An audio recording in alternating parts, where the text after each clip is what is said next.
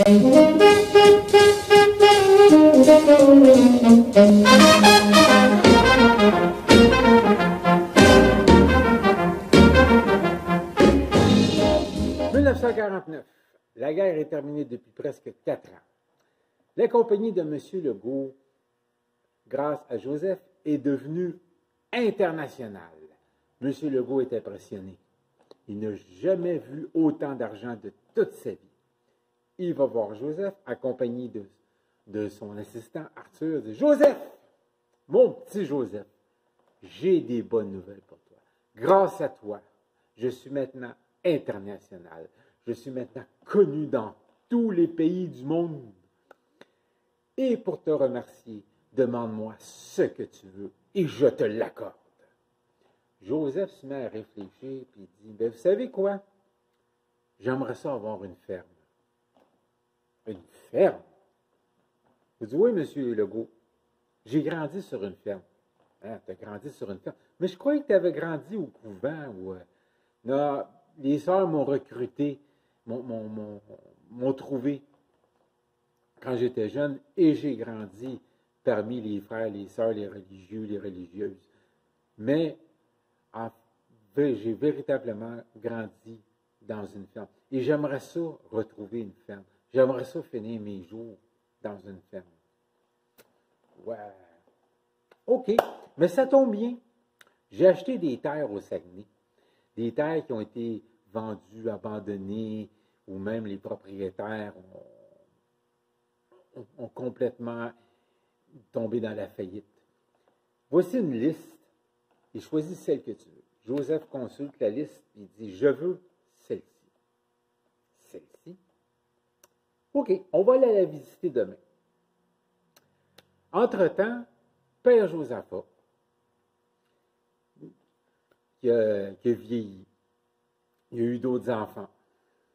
Son plus vieux, Antonin, il est retourné à la guerre, à la Deuxième Guerre mondiale. Malheureusement, il est décédé. Il est décédé en héros. Ses autres enfants n'ont pas voulu la terre. Il y en a qui se sont enfuis dans l'Ouest. Il y en a qui se sont exilés aux États. Mais ses jumeaux sont restés avec lui, Isaac et Ismaël. Et, à un moment donné, ils discutent entre eux. Ils disent, vous savez, le père, la ferme, là, on n'est plus capable. Il faut la vendre. Non, non, non, c'est ma ferme. Je suis né dans cette ferme. J'ai grandi dans cette ferme. Je vous ai tous élevés. Et je vais mourir ici. Le père, vous savez bien, on est sur le bord de la faillite. On ne peut plus s'occuper de la ferme. Non, il n'y en a pas question. J'ai eu un rêve qui dit que je vais mourir sur cette ferme. Et là, on voit une voiture arriver au loin. Une belle voiture. Les jumeaux regardent, bon, ça doit être encore quelqu'un de la ville qui vient nous embêter pour nous tenter de nous acheter. Ben, c'est pas intéressé. On ne le vendra pas, je vais mourir sur cette ferme. La voiture s'arrête et c'est M. Legault avec Arthur et Joseph qui débarquent. Puis, Joseph, qu'est-ce que tu en penses? Intéressant. Là, le vieux Josaphat se lève et dit, Joseph, c'est toi, Joseph! Mais Isaac, il se met, il se regarde. Non, non, le père, on vous l'a déjà dit. Joseph, il est mort pendant la grippe espagnole. Il est pas mort, il est là, il est ici.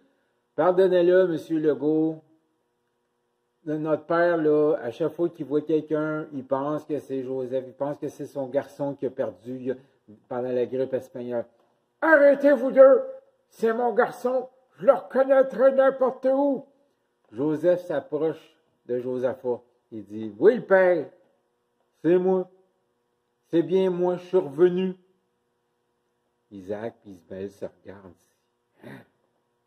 On ne l'avait même pas reconnu.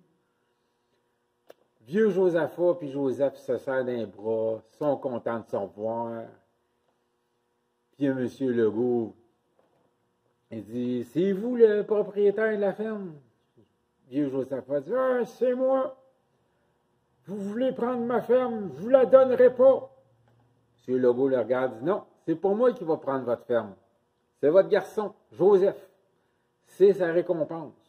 Je lui donne. » Vieux Josaphat, grand sourire, il est content.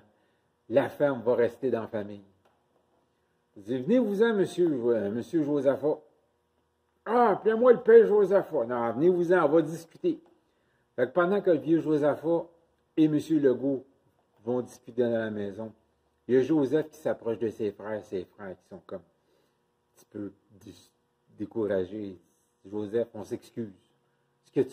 On s'excuse de ce qu'on t'a fait subir il y a longtemps. Est-ce que tu nous pardonnes? Joseph les regarde tous les deux et dit, « Bien sûr que je vous pardonne.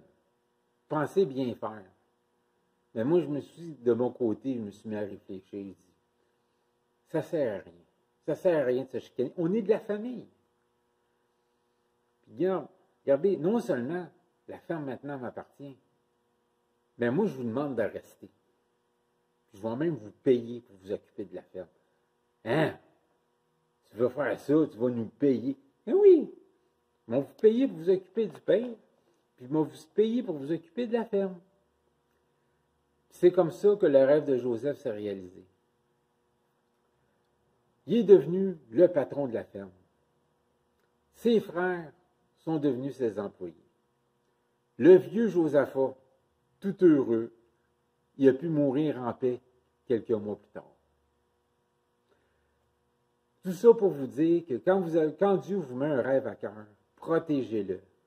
Faites attention à qui vous le dites. Puis peu importe ce que vous faites, continuez à le faire parce qu'un jour, Dieu va vous aider à réaliser votre rêve. Bonne journée.